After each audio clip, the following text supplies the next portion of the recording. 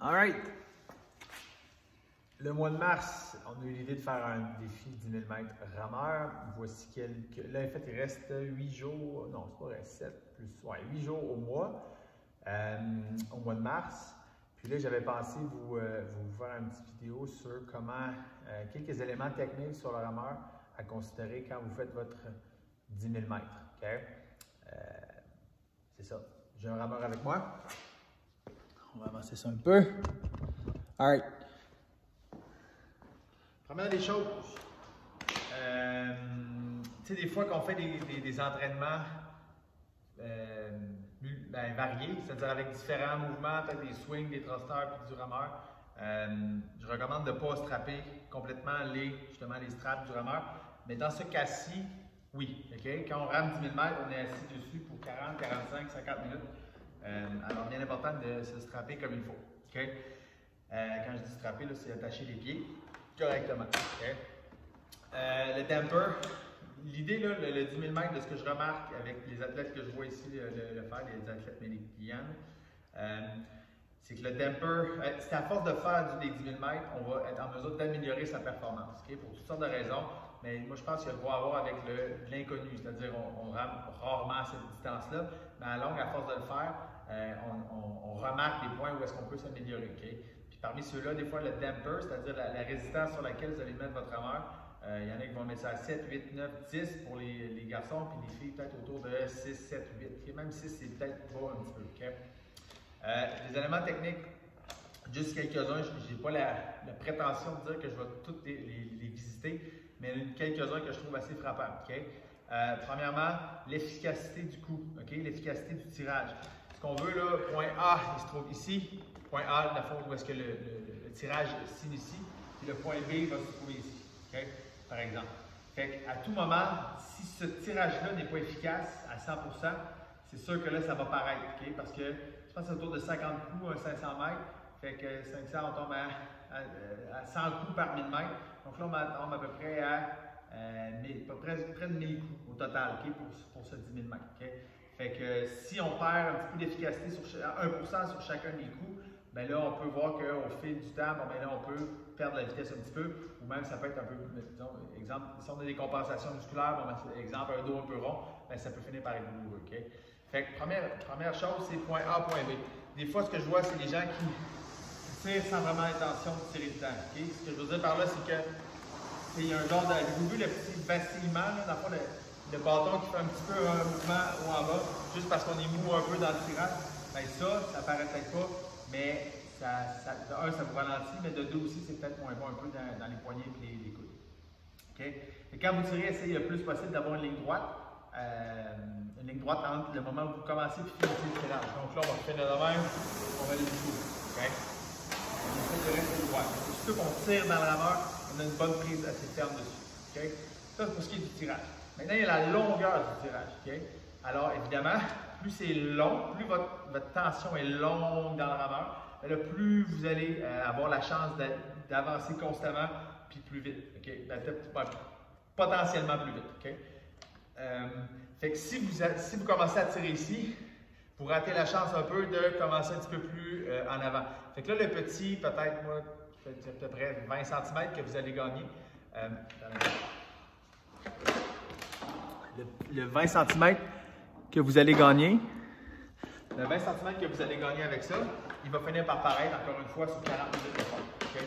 Fait que si vous faites juste ça comme ça, là j'exagère, mais si vous faites juste ça comme ça, c'est pas mal moins efficace que si vous avez un plus long tirage. Okay?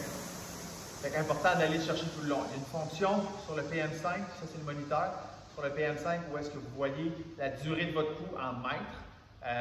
Moins précis un peu sur le PM3, mais vous avez aussi une fonction sur les livres, en tout cas sur la durée de votre coup. Okay? C'est peut-être ça à considérer aussi. Donc la durée du coup, troisième élément dont je voulais vous parler. Ça de même. Quand on va attraper le bâton, moi j'ai aucune misère à aller attraper le bâton en ayant un petit peu le dos rond. Ça, c'est pas grave. Okay? Mais quand on va le ramener, si vous maintenez le dos rond tout le temps, pensez à faire un deadlift. Si vous faites des deadlifts le dos rond, ben alors peut-être que ça peut devenir douloureux ou moins confortable.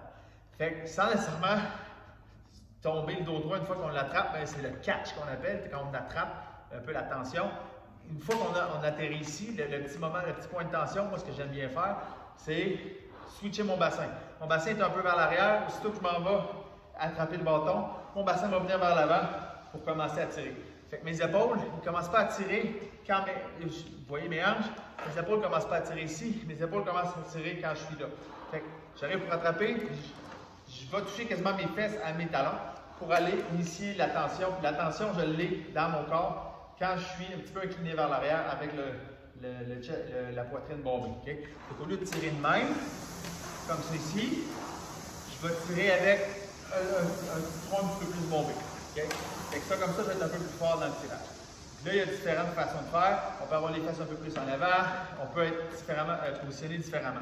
Mais ça, le 10 000 mètres, c'est ça qui est agréable, c'est que vous pouvez tester des choses.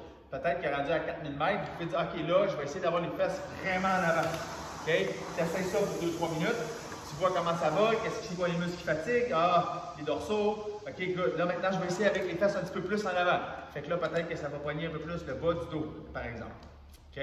Fait que c'est tout ça que je vous invite à essayer. Il y a aussi le devant des cuisses. OK? Fait qu'il y a tout ça que je vous invite à essayer.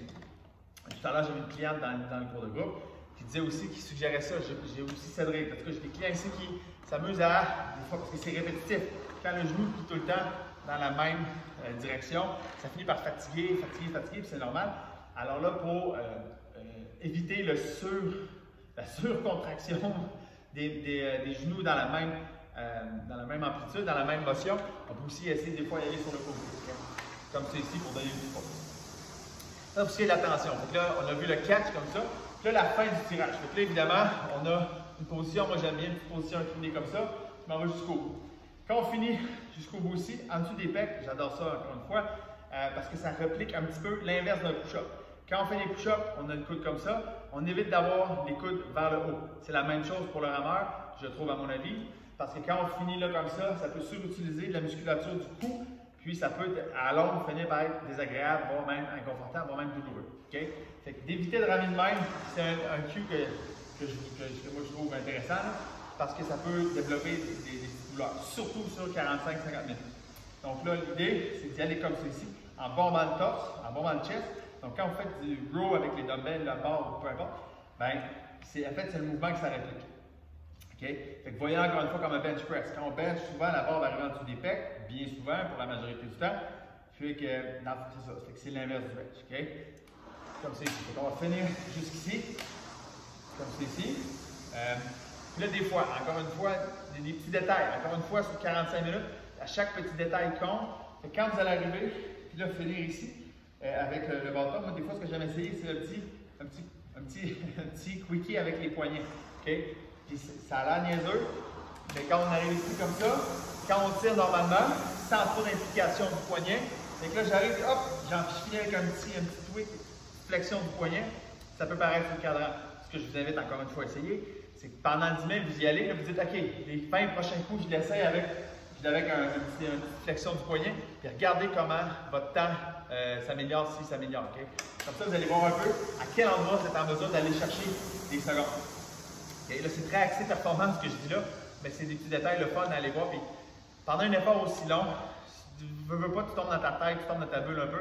Puis c'est quand même intéressant d'aller faire des petites modifications dans ton mouvement pour voir, c'est ça, juste par curiosité, voir comment ton corps réagit, voir ton temps aussi, comment il se modifie. Okay? Alors ça, c'est pour les poignets, comme ça ici. Avec un bon tirage dos droit, fini de même avec les poignets, c'est quand même le fun. Okay? On peut voir le temps s'améliorer un peu plus. Alors, pendant 45 minutes d'effort, 40 minutes, il y en a qui vont aimer ça, moi particulièrement, là, mais changer un peu la prise que tu as sur le bâton pour aller justement varier un peu. Parce que là, le coude, à force de tirer, il peut devenir t'amener un petit peu. Fait que l'idée d'aller comme ça devient intéressant aussi. Alright, je pense pas mal ça. Oui, le retour, quand on revient, okay? Très souvent, je vois ça ici. Okay? Tantôt, on parlait point A, point B. Le chemin le plus efficace, c'est une ligne droite, évidemment. Okay? Si je vais aller au point B, mais que je fais ça comme ça, bien évidemment, il y a une trajectoire moins efficace qui se produit. Fait que quand on revient, moi, ce que j'adore dire, c'est qu'il faut que les bras reviennent en premier. Okay? Même si les bras sont un peu plus bas, c'est pas grave, parce que les bras ils vont relâcher musculairement. Mais quand tu ramènes les genoux en premier, les bras, il faut qu'ils travaillent, qu'ils fassent un effort supplémentaire. Quand tu ramènes les genoux, les bras doivent lever en haut des genoux. Ça, évidemment, c'est une contraction supplémentaire que tu peux te passer, surtout pour un effort de 40 à 55 minutes. Okay? Fait que tu tires au bout de même, un petit peu de poignet si tu es capable. Puis avant de ramener les genoux, c'est bien important, ramène les bras. OK? OK? Ramène les bras en bras. OK? Là, il y en a qui vont exagérer le coup. Ici même, écoutez, moi, je n'ai jamais trouvé ça très efficace parce que je trouve que ça devient dos dans le dos, ça devient un petit peu bizarre. Si vous aimez ça, allez-y, testez-le, peut-être que ça va bien marcher pour vous. Moi, perso, je ne suis pas un fan. C'est ça. OK? Fait qu'il y a 4 phases. Première phase, c'est le catch. On vient ici. Ça, tu as le drive avec les jambes. Tu pousses avec les jambes. Là, tu finis le tirage. Là, tu recovery. C'est la récupération. OK? Sur une distance aussi longue, c'est pas nécessaire de le mentionner, mais la respiration, elle devient un peu de seconde nature. C'est-à-dire est moins intense que lorsqu'on fait un 2000 ou un 1000 ou un 500 mètres, où est-ce que là, c'est plus concentré comme effort. Fait que là, c'est un facteur très déterminant. Mais amusez-vous, c'est un beau défi. Moi, j'adore ça, faire ça. Je pense qu'à force de refaire le 10 000 mètres, vous allez voir certains endroits où vous pouvez accélérer. Par exemple, moi, je sais que j'ai accéléré quand il restait 1000 mètres, mais je pense que le prochain coup, je vais accélérer un petit peu plus tôt parce que je pense qu'il restait l'énergie. Fait que commencez plus conservateur pour être en mesure de finir un peu plus fort. C'est ce que je conseille dès le début. Mais aussi, à force d'en refaire, vous allez être capable de comprendre comment votre corps réagit à l'effort que vous demandez. Fait que bon défi, bonne fin du mois.